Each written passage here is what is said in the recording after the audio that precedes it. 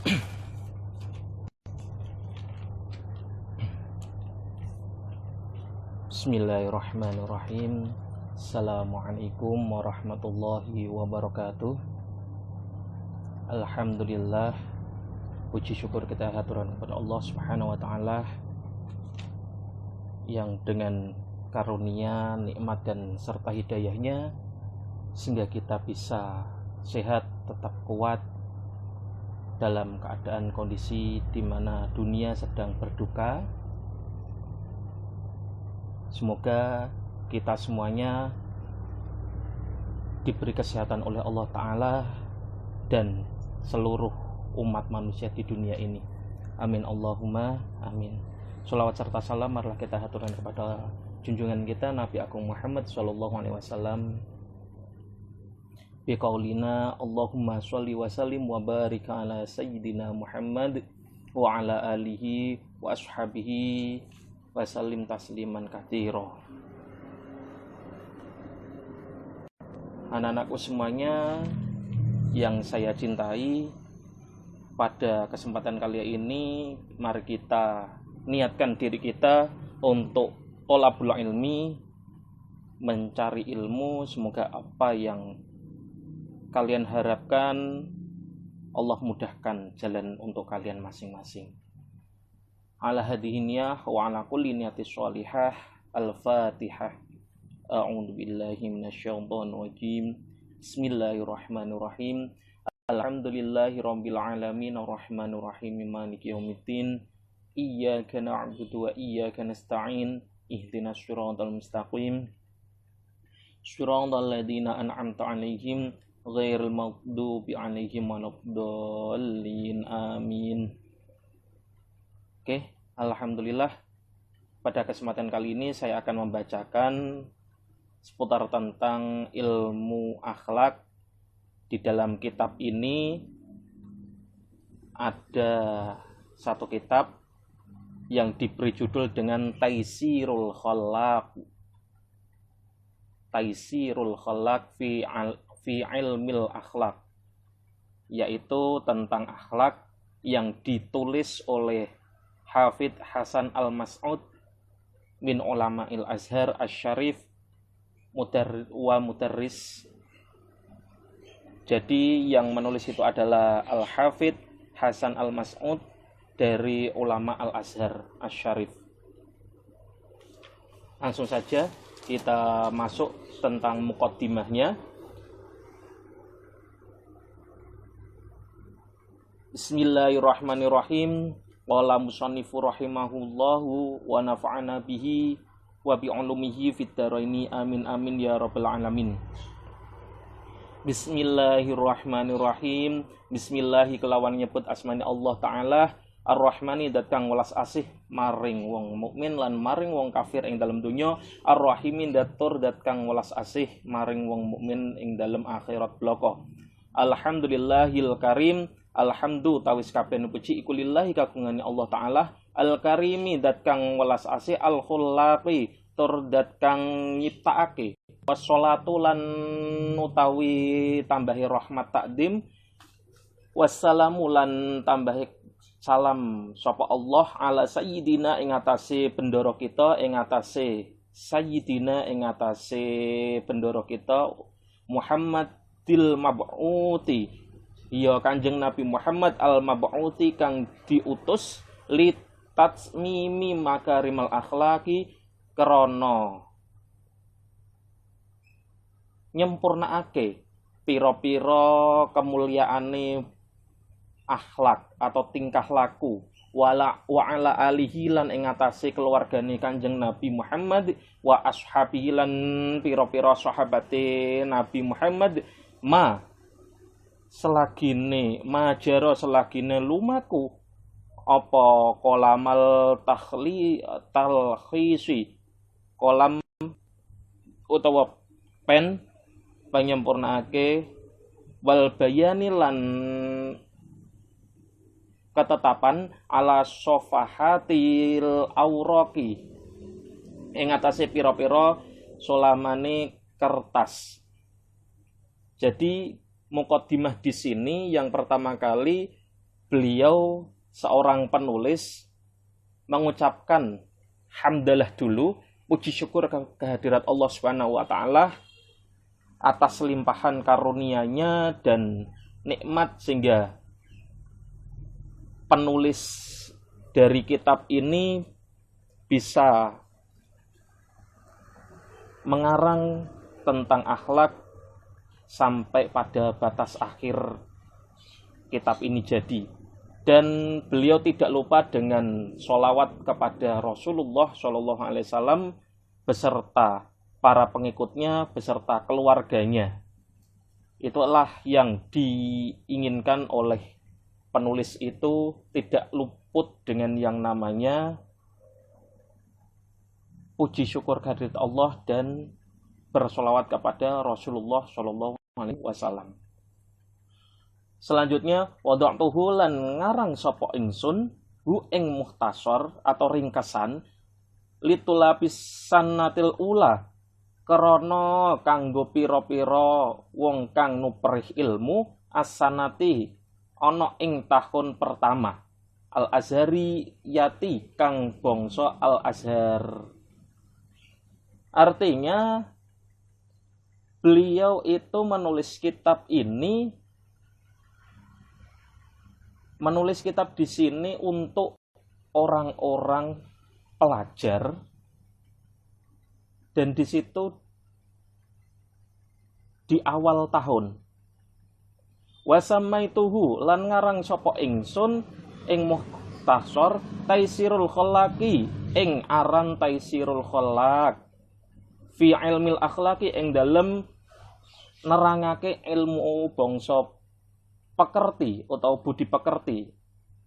Wa qultu ngucap sapa ingsun wa billahil ismatu wa biyadihi itmamun ni'mah wa billahi lan iku tetep kelawan Allah Ta'ala al-ismatu utawi pengersan wa biyadihi lan iku tetep kelawan kekuasaane Allah Ta'ala itmamun ni'mati utawi sempurnane kenikmatan. Jadi beliau di sini mengarang kitab Taisirul Khalaq fi ilmil akhlak yang bercerita tentang bab bagaimana cara kita beradab, bagaimana cara kita bertingkah laku. Itu beliau mengatakan wabillahil ismatu wa biyadihi itmamun ni'mah. Demi Allah, yang namanya ketika beliau membuat kitab ini tidak lain adalah karena kekuasaannya Allah Ta'ala dan karena kersane Allah Ta'ala. Itu adalah segala kenikmatan yang dimiliki oleh sang pembuat buku ini. Artinya tidak lain adalah sebuah kenikmatan tersendiri bagi orang yang mendapatkan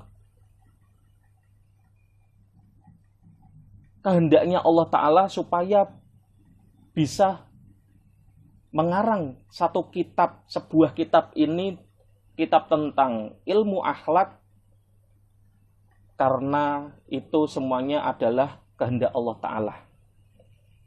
Dan itu termasuk sebuah nikmat yang dirasakan oleh penulis dari kitab ini sendiri. Ilmul akhlaqi ibadatun an qawaida yu'rafu biha sholahul qalbi wasairil hawasi. Ilmu akhlaki utawi ilmu bangsa pekerti iku ibadatun tetembungan an qawaida saking pira-pira qaidah yu'rafu kang bisa dikaweruhi biha kelawan qawaid apa sholahul qalbi baguse ati wasairil hawasi lan sekabehane pira-pira panca indera. Jadi ilmu akhlak itu bagaimana cara seseorang itu bisa meresapi dari ilmu akhlak ini, itu adalah dengan cara yang pertama itu bisa diketahui dengan cara hati nurani sendiri. ketika seseorang itu melakukan suatu perbuatan atau ada satu contoh, apakah hati nuraninya itu hidup atau tidaknya. Ketika hati nurani itu hidup, maka dia akan tahu bahwasannya perbuatan itu menjadi baik atau buruknya hati sebenarnya sudah tahu. Wasairil hawasi lan sekabehane piro-piro panca indera, dan bisa diketahui dari panca indera apakah ketika seseorang melakukan perbuatan itu dikatakan akhlaknya mulia atau tidaknya, itu bisa diketahui dengan cara melihat. Setelah melihat, maka dirasakan dalam hatinya apakah hatinya itu merasa tenang atau tidaknya. Itulah yang namanya ilmu akhlak. Wa maudhu'uhu utawi pembicaraan ilmu akhlak atau pembagian ilmu akhlak iku al akhlaku budi pekerti atau akhlak min haitsu tahalli saking endi olehi nganggo pepahes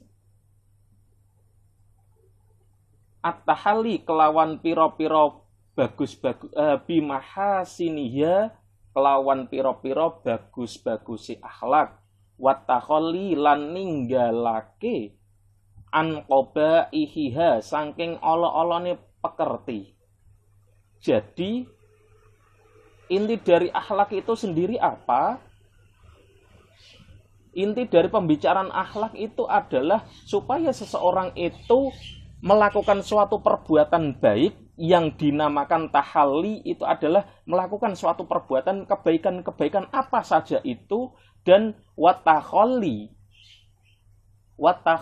tadi tahalli pakai hak bimakna hak itu adalah melakukan suatu perbuatan kebaikan, dan watakholli an qobaihaha dan meninggalkan segala perbuatan-perbuatan yang tercela, yang buruk. Itu adalah pembicaraan tentang akhlak itu sendiri. Wa tamratuhu utawi wahi ilmu akhlak utawa atau yang dinamakan buah dari akhlak itu apa? Shalahul qalbi iku bagusi ati. Jadi ketika akhlak itu bisa dilakukan oleh seseorang siapapun itu, maka dia sebenarnya akan mendapatkan buah dari sifat akhlak, dari cerminan dari akhlak itu, yaitu apa? Sholahul qalbi wasairil hawasi lan sekabehani piro-piro panca indera. Yang pertama itu hatinya akan menjadi bagus atau baik. Baiknya hati artinya ketika seseorang itu punya akhlak yang baik, maka dalam hatinya itu pula dia akan melakukan perbuatan baik, hatinya juga menjadi baik. Wasairil hawasi lan piro-piro panca indera, dan panca indera yang dia miliki fit dunya ing dalam dunia, panca indera yang dia miliki di dunia ini, maka sebenarnya ketika dia sudah melakukan perbuatan akhlaknya yang mulia, maka sebenarnya dia itu panca inderanya menjadi baik juga. Maksudnya baik itu apa? Jadi ketika seseorang itu melakukan perbuatan baik yang menjadikan setiap harinya dia melakukan perbuatan baik, akhirnya dia menjadi terbiasa melakukan akhlak yang baik, ucapannya baik, penglihatannya baik, maka tidak lain adalah hatinya ikut menjadi baik. Dan tidak hanya itu saja, buah dari akhlak itu bisa menjadikan segala panca indera yang kita miliki itu bisa dijaga dengan baik pula. Contoh, ketika dia punya panca indera yang berupa lisan, atau kalau kita katakan yang namanya lisan itu adalah untuk merasa. Kalau dalam akhlak itu bagaimana cara panca indera ini bisa menjadikan baik dari buahnya akhlak itu, maka lisan kita akan kita jaga dengan baik-baik. Dengan cara apa? Dengan cara jangan sampai kita melakukan pembicaraan di mana pembicaraan itu menjadikan orang lain menjadi sakit hati atau tersinggung, atau dengan cara apa yang disampaikan itu jangan sampai menyakitkan hati orang lain, merugikan orang lain. Itu dari panca indera saja yang berupa lisan. Tangan, coba. Ketika tangan kita dibuat untuk meraba, sebenarnya ketika panca indera yang namanya tangan yang Allah berikan kepada kita, itu kalau seseorang memiliki akhlak yang baik, maka tangan itu menjadi baik pula. Dengan cara apa? Orang itu menjaganya, panca indera yang berupa tangan, untuk melakukan perbuatan-perbuatan baik. Contohnya, ketika ada guru di jalan, kalian melihat guru tersebut, maka panca indera yang tercatat di situ apa? Pastinya dari mulut kalian akan menguluk salam, mengucapkan salam kepada guru tersebut. Assalamualaikum Pak, Bu. Itu adalah salah satu ciri dari akhlak yang mulia dari mulut. Sedangkan di situ juga tangan pula akan merasakan baiknya akhlak, yaitu apa? Dengan cara apa? Kalian mencium tangannya guru tersebut. Oleh karena itu, orang yang punya akhlak yang baik, maka buahnya adalah dia akan selalu menjaga segala sesuatu yang berupa hati dan panca inderanya untuk dijaga dengan baik agar supaya mendapatkan keberkahan dari Allah Subhanahu wa taala. Wal fauzu kelawan luweh luhure bi a'lal maratibi kelawan luweh luhure derajat, wal fauzu lan kabagjan bil a'lal maratibi kelawan luweh luhure derajat fil akhirati ing dalem akhirat. Jadi wal fauzu bil a'lal maratibi fil akhirati, fauzun itu adalah ganjaran atau pahala. Apa yang akan ia dapat ketika seseorang melakukan akhlak yang mulia? Maka di sini dikatakan bi a'lal maratibi fil akhirah. Dia akan mendapatkan derajat yang tinggi atas apa yang dia lakukan di dunia. Di akhirat nanti dia akan mendapatkan derajat yang tinggi karena akhlak yang mulia itu sendiri. Lalu bagaimana akhlak yang bisa kita contoh di situ? Maka akhlak yang bisa kita contoh di situ adalah akhlaknya Rasulullah Shallallahu Alaihi Wasallam. Itu adalah akhlak Rasulullah, tidak lain Rasulullah diperintahkan oleh Allah Ta'ala di dunia itu tidak lain adalah li utammima makarimal akhlak, yakni tentang harus diminta untuk menyempurnakan akhlak manusia itu sendiri. Oke. Kita masuk bab yang pertama, yaitu berkaitan dengan at-taqwa. At-taqwa ay hada at-taqwa. Utawi iki ku nerangake tentang takwa. Ya utawi takwa iku imtithalu awamirillahi taat. Utawa patuh maring pira-pira dawuhe Allah Ta'ala azza wa jalla, wajtinabu lan ngedohi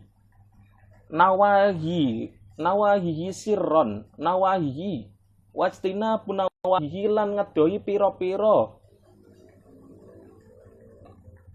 larang-larangane Allah Ta'ala sirron ing dalem tingkah sepi wa alaniyatan lan ing dalem tingkah ngedeng. Jadi di sini bab yang pertama tentang akhlak itu tidak lain adalah bercerita tentang takwa dulu kepada Allah Ta'ala. Apa itu takwa? Takwa itu adalah imtithalu awamirillahi azza wa jalla wastinabu nawahihi sirron wa alaniyah. Takwa itu adalah taat atau patuh kepada Allah Ta'ala atas segala perintah-perintah Allah Ta'ala, wastinabu nawahihi sirron wa alaniyah, dan menjauhkan diri kita dari apa yang dilarang oleh Allah Ta'ala, baik itu sirron, baik itu dalam keadaan sepi atau dalam keadaan sendirian, wa alaniyah, dan dalam keadaan banyak orang. Jadi takwa itu kita harus melakukan perintah Allah Ta'ala, apapun yang Allah perintahkan termasuk di dalamnya adalah kita harus taat kepada Allah Ta'ala. Itu adalah kita melakukan ibadah sholat, puasa, zakat, haji bagi yang mampu, dan di bagian dalam keakhlakan atau dalam bagian akhlak manusia itu bagaimana Allah memerintahkan kita untuk patuh kepada orang tua atau hormat kepada orang tua, dan bahkan jangan sampai kita melakukan perbuatan yang buruk kepada orang tua.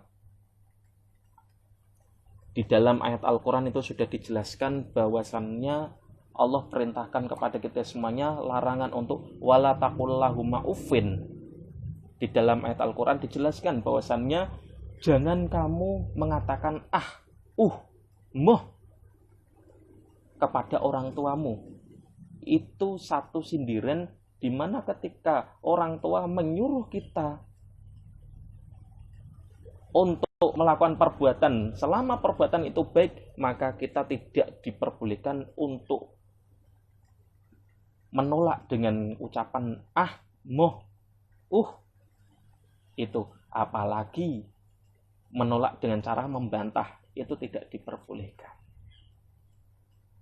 Itu salah satu dari perintah dari Allah Ta'ala.